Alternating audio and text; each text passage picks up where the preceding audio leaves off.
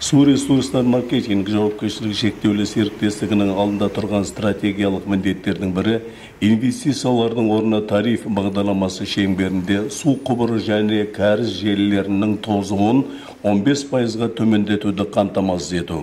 Бұл әсіресе кәсіпорынның балансында тұрған дренаждық желілерге қатысты. Олардың тозуы шамамен 77%-ды құрайды. Сондықтан су ресурстар маркетинг жауапкершілігі шектеулі серіктестігі инвестициялық бағдарламасы аясында кәріз желілерін қайта құру және жаңарту жұмыстары жүргізілуде. Қараша айында реконструкция жұмыстары Южный шағын ауданындағы Тайманұлы көшесінде басталды.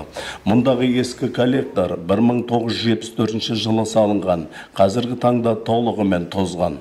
Биылдыққа бұл жерге бізге план бойынша 200 метр жерді трубасын саламыз деп пландап отырмыз. Ал барлық не бойынша, проект бойынша 1200 метр ұзындығы.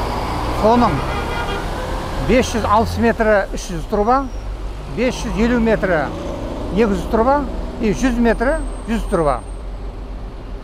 Келесі жылы қалған 1 километрді келесі жылға пландап отырмыз. Гидролиздің шағын ауданындағы 1 шақырым кәріз желісін ауыстыру 2024 жылы толық аяқталады деп күтілуде.